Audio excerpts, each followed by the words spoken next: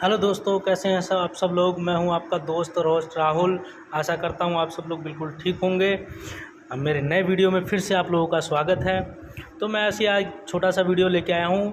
तो आज का वीडियो हमारा होने वाला है कि क्या हमारे घर में अगर वोल्टेज ड्रॉप होता है, यानी कि हमारे घर में अगर वोल्टेज कम होता है तो कम वोल्टेज होने के कारण हमारे बिजली बिल पे जो बिजली बिल होता है उस पर क्या कुछ फ़र्क होने वाला है। यानी कि अगर वोल्टेज कम होगा तो क्या हो सकता है ऐसा कि हमारा बिजली बिल ज़्यादा आ जाए।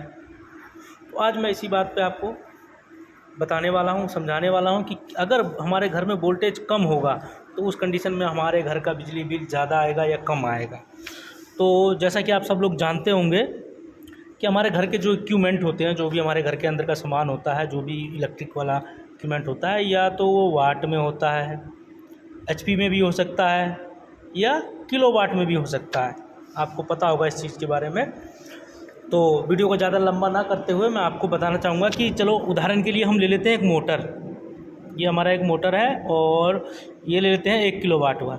ये हमारा एक किलोवाट का मोटर है।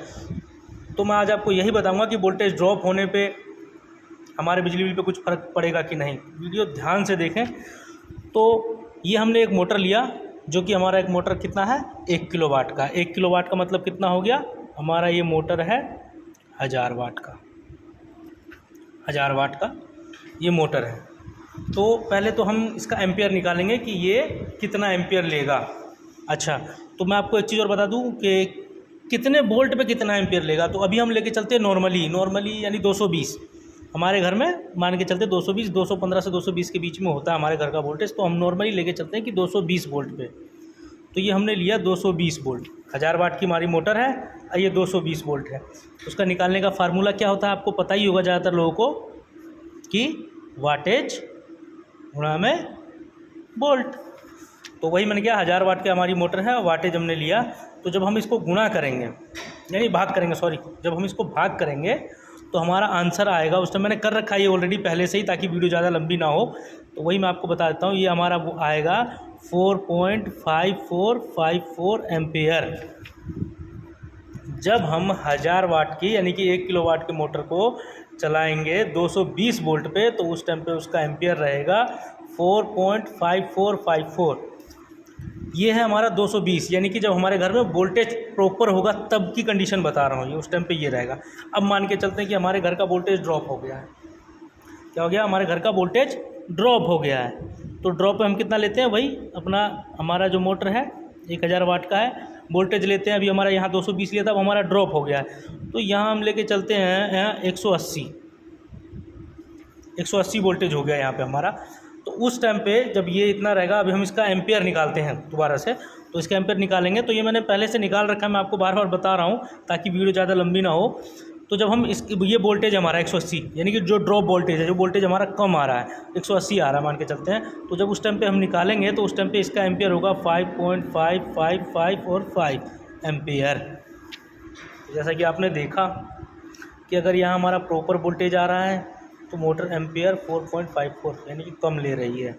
वोल्टेज हमारा ड्रॉप हो रहा है यहाँ, तो यहाँ पे जो हमारी मोटर है वो एम्पियर ज़्यादा ले रही है। अच्छा, एक चीज़ और बता दूँ, ये पॉइंट के बाद के 2 ही अक्षर लिखे जाते हैं, लेकिन मैं ऐसी जो एक्चुअल आया है वो मैंने आपको यहाँ पे लिख के दिखाया है। तो जैसे कि आपने देखा, वोल्टेज प्रॉपर है तो मोटर एम्पियर कम ले रही है, वोल्टेज डाउन है तो मोटर एम्पियर ज़्यादा ले रही है। तो इससे क्या होगा, हो सकता है हमारा बिजली बिल फ़र्क पड़ेगा या नहीं पड़ेगा। यही तो हम देखना चाह रहे हैं कि कुछ फ़र्क पड़ेगा कि नहीं पड़ेगा। यहाँ तो एम्पियर ज़्यादा ले रही है, यहाँ एम्पियर कम ले रही है। तो मैं आपको एक चीज़ और बता दूं कि हमारे जो घर के बिल होते हैं, जो बिजली बिल आते हैं, जैसे मान के चलते हैं 50 यूनिट किसी का आया, तो वहाँ पे क्या होता है, 50 यूनिट लिखा होता है। तो ये जो 50 यूनिट लिखा होता है किस चीज़ में होता है, ये होता है किलो वाट आवर्स में, यानी कि KWH में होता है। तो अब हम क्या करेंगे, अब हम इसका KWH निकालेंगे। अच्छा, KWH निकालने का फार्मूला क्या है, तो मैं आपको बता दूँ, V गुणा I गुणा में H, यानी कि आवर्स।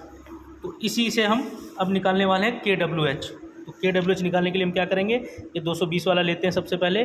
तो इसने कितना एम्पियर लिया था हमारा, 4.5454 गुना वोल्ट हमने कितना दिया था इसको, 220 गुना में आवर्स। तो तो आवर्स हम ले लेते हैं 5 घंटे, जितने घंटे हम चलाने हैं तो उसी हिसाब से, तो 5 घंटे नॉर्मली ले लेते हैं।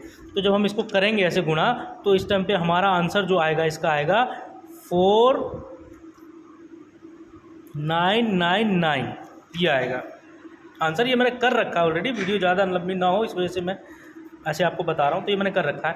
तो अब हम किलोवाट निकालें, तो किलोवाट का आपको पता है यहाँ पे भाग देना पड़ता है 1000 से।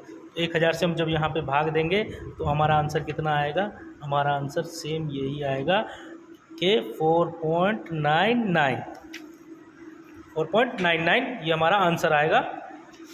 अब हम इसी को हम ले लेते हैं जो हमारा ये कम वोल्टेज, यानी जो वोल्टेज ड्रॉप हुआ था उस कंडीशन में। तो उस कंडीशन में हमारा एम्पेयर कितना ले रही थी मोटर, 5.555 गुना हमने कितना दिया था वोल्टेज, यहाँ 180 आ रहा था हमारे घर में, गुना में आवर्स, जितनी देर हमें चलाना है। तो कितना आएगा, कितनी देर चलाना हमें, 5 घंटे, यहाँ भी 5 घंटे। तो जब हम इसको जब हम करेंगे तो उस टाइम में भी आपका आंसर यही आएगा। और आपको पता है किलोवाट निकालने के लिए फिर हमें 1000 से गुना देना होगा। जब हम इसको 1000 से गुना गुना नहीं, भाग देना होगा। तो जब हम इसको भाग देंगे यहाँ से तो उसका आंसर 4.99। तो आपने देखा, यानी कि इससे ये होता है कि अगर हमारे घर का वोल्टेज अगर ड्रॉप भी रहेगा तो हमारे बिजली बिल पे कोई फ़र्क नहीं पड़ने वाला है, हमारे घर पे बिजली बिल पे कोई फ़र्क नहीं पड़ने वाला है।